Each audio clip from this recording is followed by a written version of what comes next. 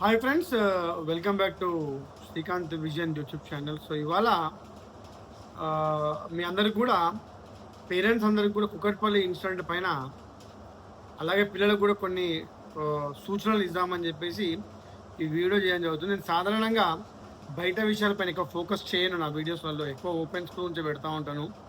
కానీ ఇది జరిగింది ఏంటంటే, ఒక 10th క్లాస్ స్టూడెంట్, ఒక 10వ క్లాస్ పిల్లవాడు చేసినటువంటి ఈ యొక్క అఫెన్స్ ఏదైతుందో దీని గురించి సమాజం మొత్తం కూడా ఆలోచించాలి.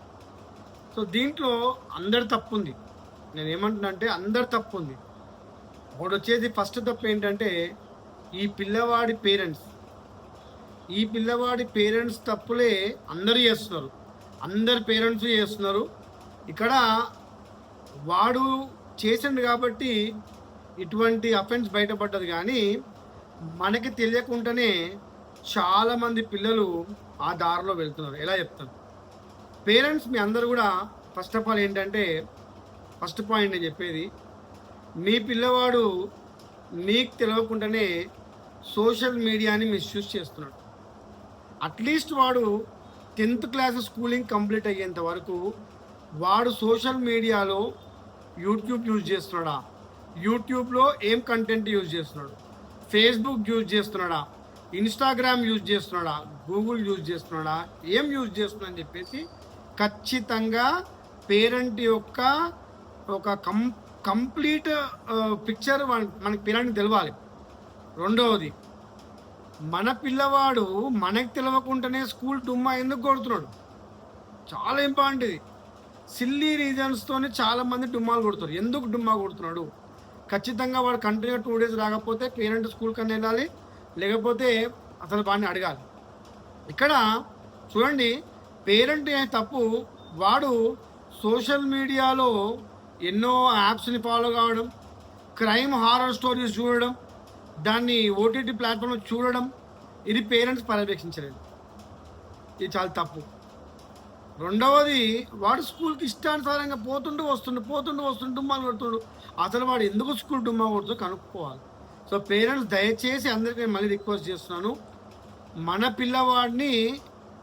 పిల్లవాడి యొక్క యాక్టివిటీస్ని అట్లీస్ట్ వాడు ఇంటర్మీడియట్ కంప్లీట్ అయ్యేంత వరకు మనం తూచా తప్పకుండా వాడిని ఫాలో చేయాలి. అమ్మాయి అయినా సరే, అబ్బాయి అయినా సరే. వాళ్ళకి మితిమీరిపోయినటువంటి ఫ్రీడమ్ ఇవ్వకూడదు. నేను ఇవాళ ఒకటి చూశాను, ఒక పేరెంట్ వాళ్ళ కొడుకుకి అవార్డు ఇస్తుంది. దేనికో తెలుసా? No mobile used since 365 days, 365 రోజుల నుంచి వాడు మొబైల్ ఫోన్ ముట్టనందుకు వాడికి ఒక అవార్డు సెరమనీ చేశారు. అంటే ఇవాళ పిల్లలు మొబైల్కి ఎంత అడిక్ట్ అయిపోయి చూడండి. మన పిల్లలకి సాధారణంగా మీరు ఏం చేయండి అంటే, నేను టిప్స్ ఇస్తాను అందరికి కూడా. మీరు ఎవ్రీడే స్కూల్ నుంచి వచ్చినాక ఖచ్చితంగా ఇప్పుడు మొబైల్ అనేది వాళ్ళకి ఎట్లయిపోయిందంటే అలా లైఫ్లో పార్ట్ అయిపోయింది. వాళ్ళకి మ్యాక్సిమం టీవీ చూసే విధంగా, అలాగే అవుట్డోర్ గేమ్స్ పైన మీరు కాన్సన్ట్రేట్ చేయండి. దయచేసి చెప్తున్నా, ఆరు బయట ఆడుకోనివ్వండి, చోరు పోలీస్ ఆట ఆడుకోనివ్వండి, పిల్లలతో అరుగుపైన కూర్చొని ఆడుకోనివ్వండి. అంతేగాని ఫోన్ ఇచ్చేసి గేమ్లు ఆడుకో, వీడియోలు అని చెప్పి చెప్పకండి. ఒకవేళ మీ పిల్లవాడు అడిక్ట్ అయినా కూడా మీ ఫోన్లో చైల్డ్ లాక్ పెట్టండి.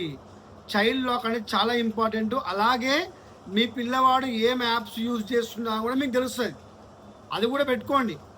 ఒకవేళ వాడు ఇప్పుడు ఇవాళ ఎట్లయిపోయినాయంటే ఫోన్ వీడియోస్ చాలా ఈజీగా అయిపోయినాయి. వాడు ఏమేమి యాప్లు యూజ్ చేస్తున్నా మీరు పర్యవేక్షించండి. అప్పుడే మనం ఇటువంటి ఆపగలుగుతాం. ఇది మన నుంచే మొదలు కావాలి. తర్వాత రెండవది, పేరెంట్స్ అయిపోయిన తర్వాత స్టూడెంట్స్. అమ్మ, నేను దయచేసి 10వ తరగతి 9వ తరగతి పిల్లలకి ఏం చెప్తుందంటే, మీ లక్ష్యం విజయం పైన ఉండాలి. మీరు ఒక గోల్ సెట్ చేసుకోండి. అంతేగాని ఫోన్లు పట్టుకొని రీళ్ళు చూసుకుంటా, యూట్యూబ్ చూసుకుంటా, గేమ్స్ ఆడుకుంటా మీ టైం వృధా చేసుకోకండి. చదువుకుంటేనే ఫ్యూచర్. నేను అందరికి అదే చెప్తా, మళ్ళీ చెప్తా. చదువుకోండి, చదివి మీరు బాగుపడండి. అంతేగాని ఈ చూడండి, చిన్న ఇప్పుడు ఆ బ్యాట్ కోసం అంట, డబ్బుల కోసం అంట, ఆ క్రికెట్ కిట్ కొనుక్కోవడం అంట, ఇవన్నీ ఆశలు. ఇప్పుడు ఇవన్నీ మీరు చేయండి. ఎప్పుడు చేయాలి? సంపాదించండి, చదువుకోండి. ఎంతోమంది, నేను మళ్ళీ సమాజంలో ఇటువంటి పిల్లలు ఓ 10% ఉంటారండి. 90% పిల్లలు వాళ్ళ చదువు పైన కాన్సన్ట్రేట్ చేయడం అవే చేస్తూ ఉంటారు. కానీ నేను దయచేసి అందరికీ రిక్వెస్ట్ చేస్తున్న పిల్లలకి అందరికీ కూడా మీరు సాధ్యమైనంత వరకు సెల్ ఫోన్లో దూరం ఉండండి. బయట ఆడుకోండి, టీవీ చూడండి, టీవీలో కొన్ని ఏమన్నా ప్రోగ్రామ్స్ చూడండి, అంతేగాని ఫోన్కి మాత్రం అడిక్ట్ కాకండి దయచేసి. పిల్లలలో కూడా మార్పు రావాలి. మూడోది టీచర్స్. నేను మళ్ళీ అందరికీ అంటే నేనైతే మా క్లాస్ టీచర్లకు అదే గైడ్ చేస్తా. ఏదైనా స్టూడెంట్ 1 డే 2 డే రాకపోతే అసలు వాడు ఎందుకు రావట్లే మనం వాకప్ చేయాలి. ఇప్పుడు ఆ కేసులో కరెక్ట్గా వాకప్ చేస్తే వాడు 5 రోజులు స్కూల్కి ఎందుకు రాలేదు అన్నట్టు అప్పుడే తెలిసిపోయేది. సో ఏ స్టూడెంట్ అయినా సరే కంటిన్యూగా 2 రోజులు 3 రోజులు స్కూల్కి రాకపోతే పేరెంట్కి వెంటనే ఫోన్ చేయాలి, ఎందుకు రావట్లే కనుక్కోవాలి. అసలు వాడంతలో వాడు స్కూల్కి రావట్లేదా, వాడి నిజంగా ఏమైనా ప్రాబ్లం ఉందా, లేకపోతే వాడు భయపడి రావట్లేదా, ఇవన్నీ మనం కనుక్కొని బేరేజ్ వేసుకోవాలి. ఎందుకంటే ఈ చిన్న చిన్న ఇష్యూస్ని మనము సాల్వ్ చేసుకుంటూ పోతే పెద్ద ప్రాబ్లమ్స్ రాకుండా మనము ఆపగలుగుతాం. తర్వాత ఇంకోటి, ఇవన్నీ కాకుండా సమాజంలో సోషల్ మీడియా. నేను సోషల్ మీడియాకి అందరికీ కూడా అదే చెప్తున్నాను. మీరు ఈ యొక్క సీన్స్ని ఏవైతే ఉంటాయో, ఇవి జరిగినటువంటి అఫెన్స్ ఏదైతే ఉంటుందో అట్టిపండు తీసి తోలొల్చినట్టు విధంగా మీరు చూపెట్టేసరికి ఆ సోషల్ మీడియాతో మాతో పెద్దలతో పాటు చిన్నపిల్లలు కూడా చూస్తారు. కొన్ని కంటెంట్స్ని మనము జాగ్రత్తగా వహించి మనము చూపించడానికి ట్రై చేయాలి. సో ఇప్పుడు ఈ సమాజంలో అందరం కలిస్తేనే ఈ మార్పుని తేగలుగుతాం. నేనైతే శతవిధా ట్రై చేస్తాను నా స్టూడెంట్స్ ఫోన్లు యూజ్ చేయకుండా, మొబైల్ ఫోన్ అనేది దూరంగా ఉండడానికి చాలా ట్రై చేస్తూ ఉంటాను. వాళ్ళకి నేను మ్యాక్సిమం యాక్టివిటీస్ పైన నేను గైడ్ చేస్తాను. ఇప్పుడు ఫర్ ఎగ్జాంపుల్ నేను వాళ్ళకి ఏంటంటే, మీరు యూట్యూబ్ చూడండి వినోదం కోసం కాదు, జ్ఞానం తెచ్చుకోవడానికి.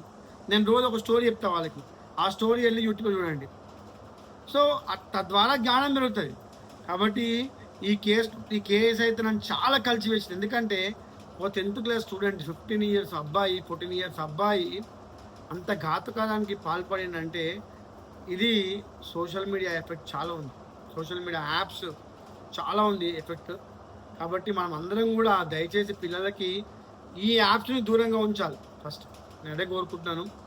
సో ఈ ఒక కేసులో వాళ్ళ పాపని పోగొట్టినటువంటి తల్లిదండ్రులకి నా ప్రగాఢ సానుభూతి, అలాగే వాళ్ళ పాప ఆత్మ అంటే పరిపూర్ణ చెందాలి, శాంతి చెందాలని చెప్పేసి కోరుకుంటున్నాను. ఓం శాంతి. అలాగే ఈ కేసులో చుట్టుపక్కల వాళ్ళు పడ్డ నరకయాతన మామూలు కాదు. ఎందుకంటే పోలీసు వాళ్ళు వాళ్ళ విధి నిర్వహణలో అందరినీ అనుమానించక తప్పదు. ఎందుకంటే ఏ కోణంలో అయినా కూడా అక్కడ సీసీ కెమెరాలు లేకపోవడం ఒకటి మైనస్ పాయింట్ అయింది. కాబట్టి పాపం మా అమ్మాయి చనిపోయిన తర్వాత చుట్టుపక్కల ఉన్నటువంటి ఒక 5-6 కుటుంబాలు 10 కుటుంబాలు వాళ్ళు చాలా ప్రాబ్లం ఫేస్ చేసినాయి. వాళ్ళకు కూడా కోటి నమస్కారాలు. ఎందుకంటే మీరు ఆ బాధని అనుభవించినారు. ఆయన అన్నిటికంటే ముఖ్యంగా పోలీసు వాళ్ళు, మీరు లేకపోతే సమాజం లేదు. మీరు చూపెట్టినటువంటి తెగువ ఈ కేసులో, అంటే ఎటువంటి మీకు టెక్నికల్ సపోర్ట్ లేకుండా కూడా హ్యూమనాయిడ్తోని మానవులు ఇచ్చినటువంటి సమాచారంతో మీరు కేసును సాల్వ్ చేసిన విధానం హర్షణీయం.